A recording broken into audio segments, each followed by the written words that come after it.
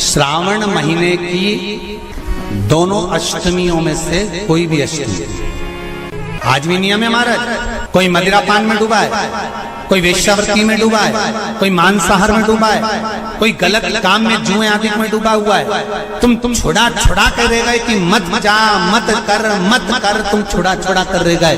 तो शिव महापुराण का एक बड़ा सुंदर भाव वर्णन करा गया हमारा। शमी के 5 पत्ते, बेलपत्री के 5 पत्ते, बेर के 5 पत्ते, क्या क्या चीज है जरा जम के बोलो। शमी के 5 पत्ते, बेर के 5 पत्ते और बेलपत्री के 5 पत्ते। महाराज श्रावण महीने की दोनों अष्टमियों में से कोई भी अष्टमी, ये भी जरूरी नहीं है कि सोमवार की ही अष्टमी थी। श्रावण महीने की दोनों अष्टमियों में से कोई भी अष्टमी को बेर के पत्ते पर लाल चंदन, बेलपत्री के पत्ते पर पीला चंदन, शमी के पत्र पर केवल कोई चंदन लगाने की जरूरत नहीं, सादा केवल एकदम कुछ भी उसमें लगाकर नहीं, सिंपल। पहले लाल चंदन वाले पत्ते, फिर बेलपत्री के पत्ते, फिर शमी के पत्ते शिवलिंग के ऊपर समर्पित कर उसको उठाकर वापस लाकर बेलपत्री के पेड़ के नीचे ही 1 लोटा जल समर्पित कर पहले पत्ते चढ़ा देंगे, फिर लोटा भर जल समर्पित कर देंगे।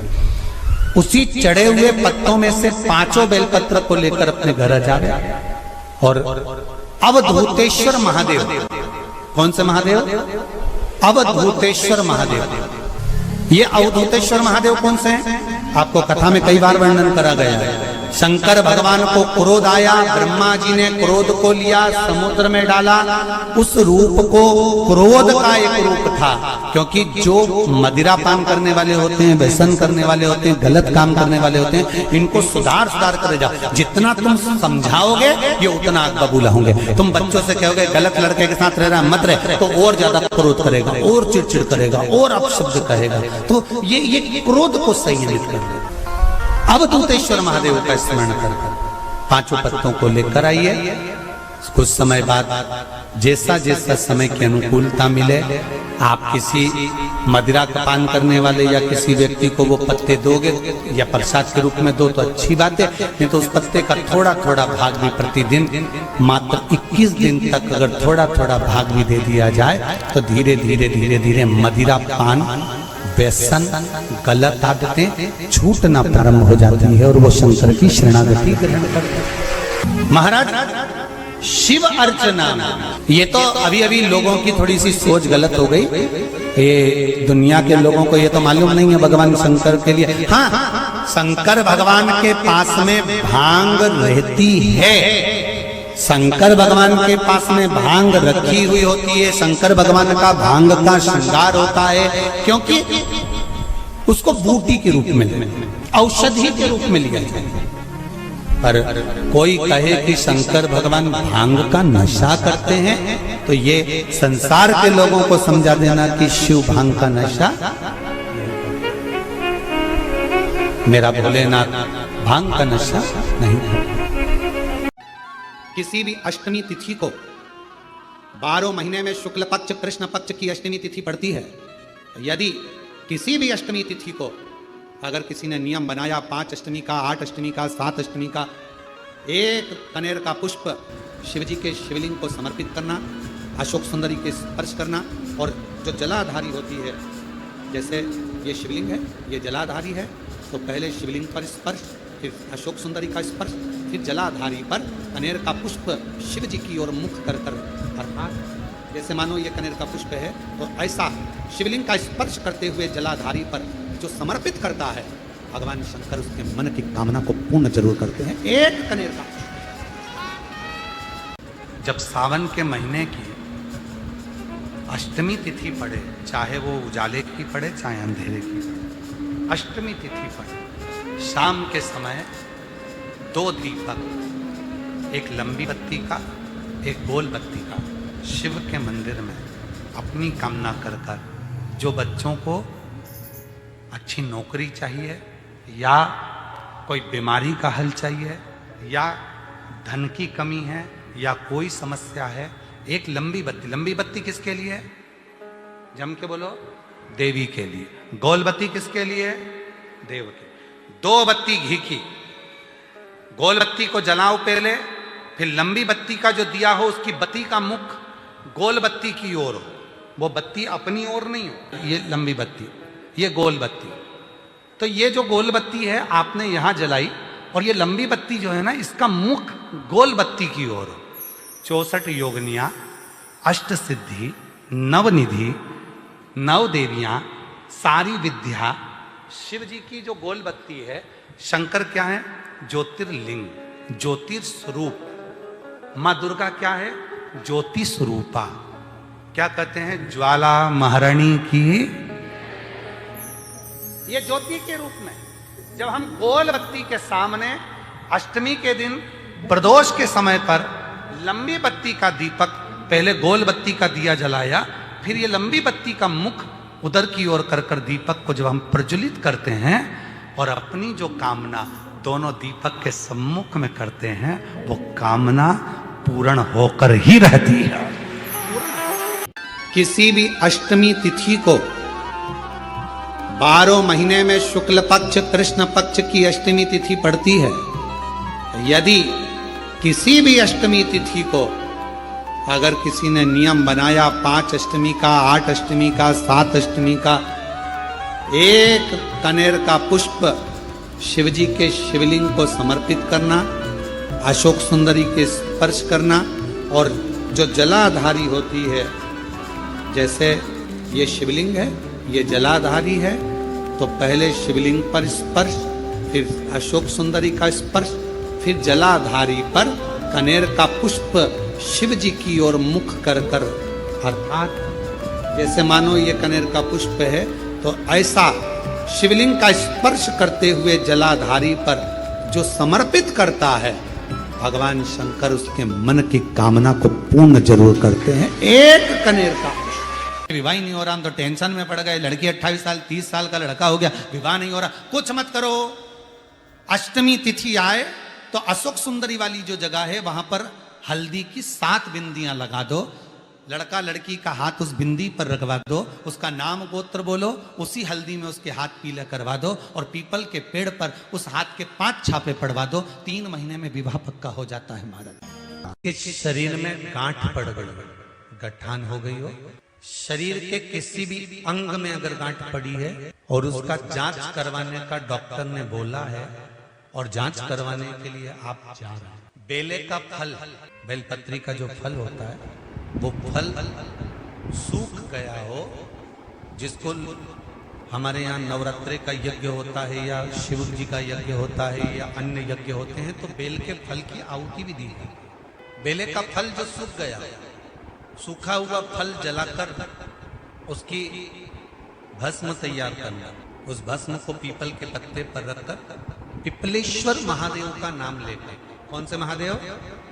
पिपलेश्वर महादेव का नाम लेकर बेलपत्री के वृक्ष के नीचे रख लेना, और पिपलेश्वर महादेव का ही नाम लेकर बाबा देवादिदेव महादेव से विनती कर जो रोग है और गठान कितनी है, उस गठान की जांच कराने जा रहे हैं, ये भाव वर्णन कर उस भस्म को लेकर आ जाना शिव मंदिर पर, उसको थोड़ी सी देर रखकर पिपलेश्वर महादेव का स्मरण कर उसको लेकर आइए, और उस गठान वाली जगह पर उस भस्म को लगाकर फिर आप जांच के लिए जाइए। मेरा देव अधिदेव महादेव चाहेगा तो जिंदगी में कभी बड़ी बीमारी धीरे धीरे धीरे धीरे रोग उस गठान वाली जगह पर अगर पिपलेश्वर महादेव से भस्म भी शंकर के नाम से, पिपलेश्वर महादेव के नाम से लगाई जाए, तो गांठ भी धीरे धीरे गलना। कौन है पिपलेश्वर महादेव? पिपलाद पिता के जाने के बाद, माता के जाने के बाद पीपल की कोटर के अंदर पल पोस कर बड़ा होता है और पीपल के फल खाकर बड़ा होता है। शंकर भगवान ने एक पीपल की कोटर में रखकर पिपलाद को बड़ा कर दिया था, तो पिपलाद ने शंकर भगवान का भजन कर शिव को प्राप्त करा।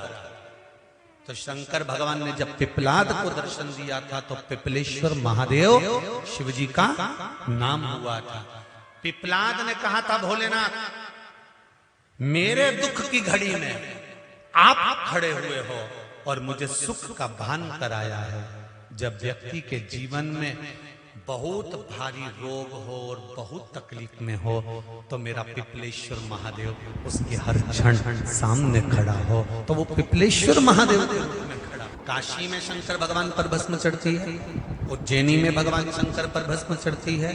ये भस्म जो प्रसाद के रूप में आपको प्राप्त होती है, ये भस्म जो शिव के प्रसाद के रूप में प्राप्त होती है, ये भस्म जो शंकर पर चढ़ी हुई है, इसका प्रयोग कहाँ करना है, कैसे करना है, कब करना है, यहाँ तक इसका वर्णन है महाराज।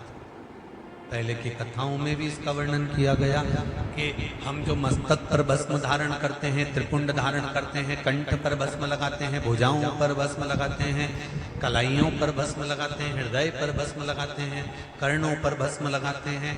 जब यज्ञ करता ब्राह्मण यज्ञ पूरा करवाते हैं तो उस सुरवे को लेकर भस्म निकाल कर आपके कंठ पर, श्रवण पर, मस्तक पर, हृदय पर लगाते कि नहीं लगाते? उस भस्म का प्रमाण है, सुख का अनुभव करा।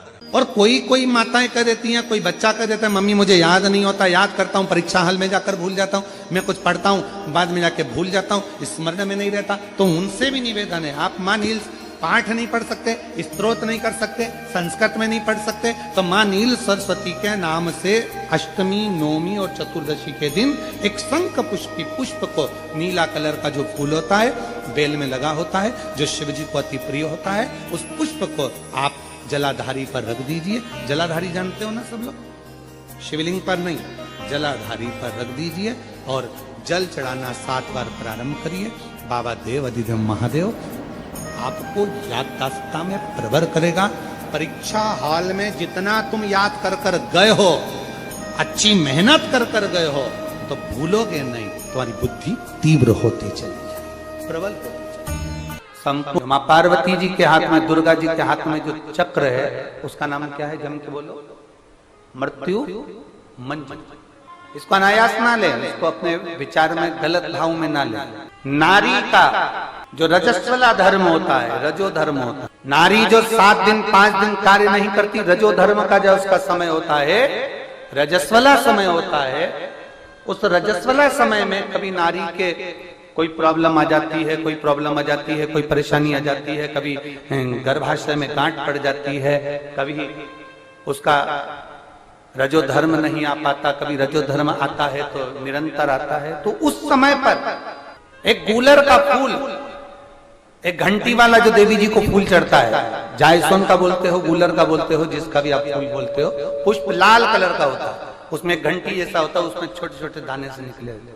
केवल एक पुष्प मां भवानी को, जिस स्थान पर भगवान शंकर का शिवलिंग रखा हुआ है, ये जलाधारी जो है माता पार्वती जी का हस्त कमल है, किसी भी स्थान पर बैठकर एक पुष्प समर्पित कर कर मृत्यु मंजरी चक्र का स्मरण कर कर अगर नारी उस पुष्प को मंदिर के द्वार के बाहर बैठकर भी खा ले या घर पर भी खा ले, तो उसके रजो धर्म से जुड़ी हुई जो भी तकलीफें होती है या गर्भाशय में गांठ भी होती है, तो धीरे धीरे गलना प्रारंभ हो जाता है। उस मृत्यु मंजरी चक्र का स्मरण बड़ा ये थोड़ा सा लोगों को लगेगा, बताओ महाराज जी कहाँ का विषय लेकर बैठ गए, पर संपूर्ण भारत की मेरी जीजियों के लिए ये प्रयोग बहुत जरूरी। संपूर्ण भारत की मेरी जीजी, मृत्यु मंजरी चक्र का स्मरण भी हमारे को सुख का अनुभव करा रहा है। एक नारी के जीवन को सुखता प्रदान करता, आनंदता प्रदान करता। जैसे संतान नहीं होने पर आप सफेद आंकड़े की जड़ बांधते हो, कौन सा नाम लेते हो?